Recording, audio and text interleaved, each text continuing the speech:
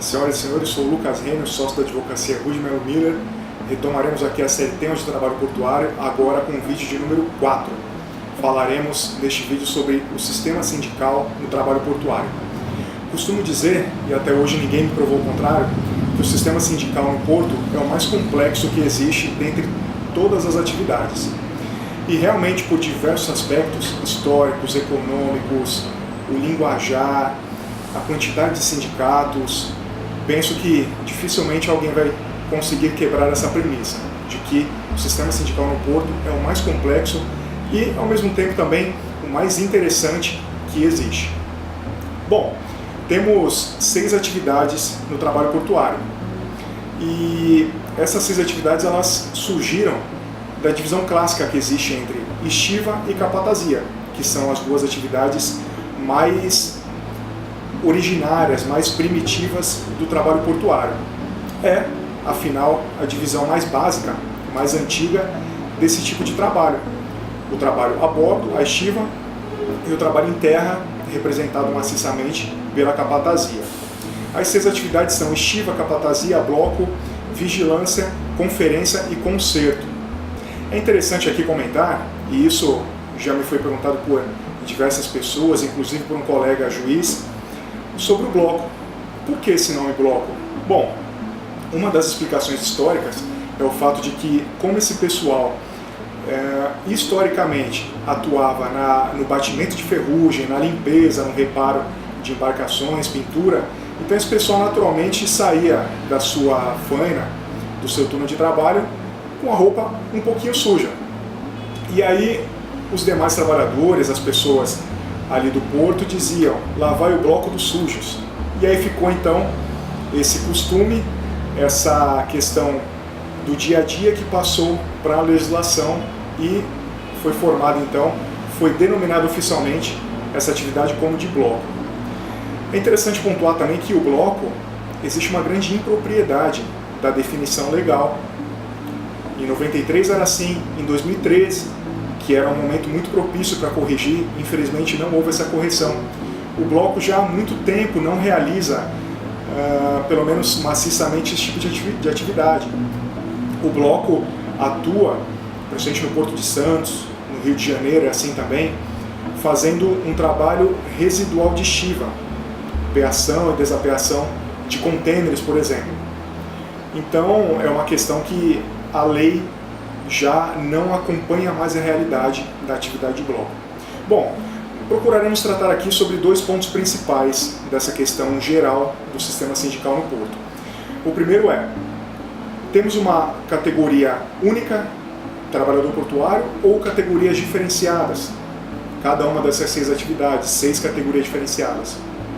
Segunda questão: a representatividade da categoria econômica, dos operadores portuários, dos terminais do porto organizado, dos TUPs. Por exemplo, uma norma coletiva firmada por um sindicato de operadores portuários que congrega primariamente terminais do porto público, do porto organizado, essa norma coletiva se aplica também aos TUPs? Veremos isso. Bom, essa questão das categorias diferenciadas, ela surgiu com mais força, embora a discussão não seja nova, mas ela tomou uma nova roupagem, vamos dizer assim, com a lei de 2013, quando ficou consignado na lei 12.815 de 2013, que cada uma das 6 atividades seria considerada como categoria diferenciada. E aí temos um dilema, uma celeuma legal e doutrinária. Principalmente no Brasil, onde vigora o sistema de unicidade sindical, a princípio, seria constitucional essa previsão? Temos, por exemplo, procuradores do trabalho, doutor Ronaldo Fleury é um deles, e no livro dele ele menciona isso, que os trabalhadores portuários dessas 6 atividades formam uma só categoria, a categoria do trabalhador portuário. E essa divisão ela é apenas uma divisão de atividades, de funções, e não de categorias. Existem critérios específicos para caracterizar uma categoria como diferenciada e esses critérios específicos não estariam preenchidos. No passado, talvez fizesse mais sentido que cada atividade representasse uma categoria diferenciada. Digo no passado, antes de 93, a era pré-modernização. Principalmente porque existia uma legislação muito esparsa, basicamente uma lei para cada uma dessas atividades. E esse é um dos traços característicos da categoria diferenciada, diploma legislativo próprio. Com a Lei 8.630 de 93, essa divisão, essa multiplicidade de normas deixou de existir. O trabalho portuário passou a ter um regime unificado. Então, o trabalho portuário se aproximou muito mais da regra da unicidade. É lógico, sabemos que existem críticas com relação à unicidade, principalmente se olharmos para o que a OIT defende. A OIT defende a plena liberdade sindical, pluralidade sindical, autonomia total dos sindicatos para se organizarem, dos trabalhadores, ou melhor, para se organizarem enquanto os sindicatos quiserem. Mas o fato é que continua vigorando no Brasil a regra, inclusive constitucional, da unicidade sindical. Então fica esse dilema. O sistema de trabalho portuário brasileiro, especialmente agora com a lei de 2013, é constitucional? É uma questão delicada. Se olharmos para a regra da unicidade sindical, na Constituição, na CLT também, esse sistema, sob o ponto de vista da constitucionalidade, fica ameaçado. Mas o fato é que, por razões de usos e costumes, por razões históricas, esse sistema vem se sustentando, apesar da regra da unicidade.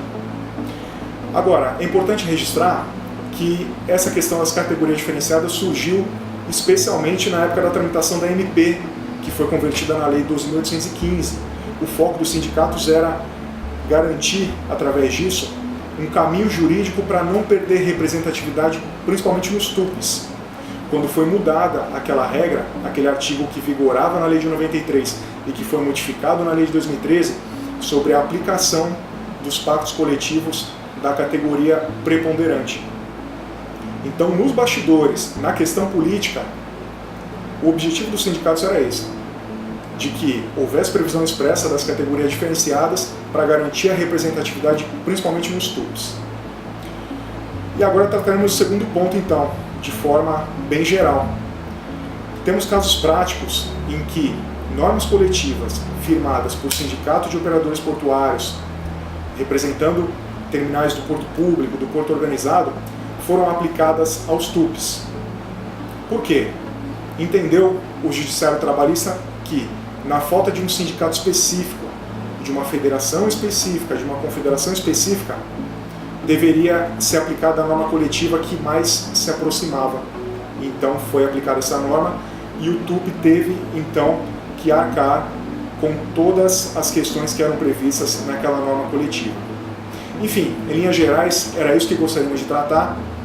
Pedimos que continue acompanhando a Company Page da Advocacia Rui de Melo Miller no LinkedIn, o nosso canal no YouTube.